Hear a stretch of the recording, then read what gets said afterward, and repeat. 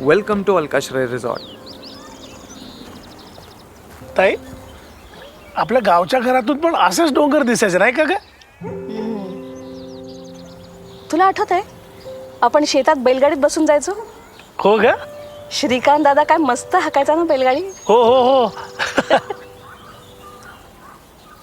विनू, तू तेव्हा किती रडायचा. ए, तू पण खूप रडायचीस हं? आता हसतीस. आणि झाडावरनं कैऱ्या, चिंचा, पेरू, चिक्कू असं काही काढून दिलं की लगेच खुश.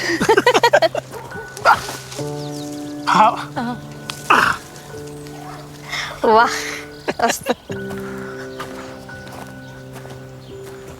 ताई, मी खूप मिस करतोय का आपलं गावचं घर. श्रीकांत दादा म्हणाला होता नको विकायला घर. ते अगदीच काही चुकीचं नव्हतं. अरे पण विकण्याशिवाय दुसरा पर्याय नव्हता. शाकारणी डागडुजी दोन्ही करायला वेळ आणि पैसा लागतो आणि त्यावेळी आपल्याकडे कुणाकडेही नव्हता तो. पण दादा किती रागावला होता. अजून राग सोडला नाही त्यांनी. नाही तर काय, किती फोन केले नाही ना आला. गारठाय नाही हवेत, अगदी गावाला होता तसा आहे.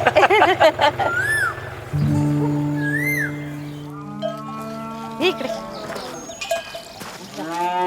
ताई, आपण आपल्या वासराचं बारसं केलं होतं आठवत आहे का? हो रे. काय नाव ठेवलं होतं का? काय बरं नाव ठेवलं तर? कालिदास.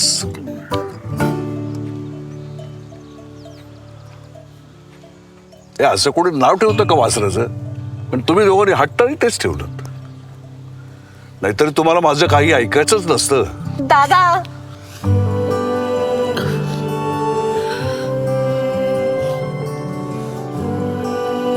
हो, रागावलो होतो मी आणि दुखावलोही होतो घर विकलं म्हणून. पण ठीक आहे, घर नसलं म्हणून काय झालं.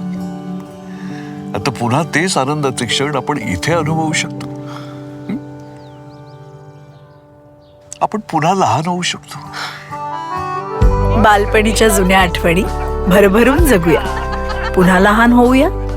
अलकाश्रय रिसॉर्ट, खास ज्येष्ठ नागरिकांसाठी. प्रत्येक क्षण साजरा करूया.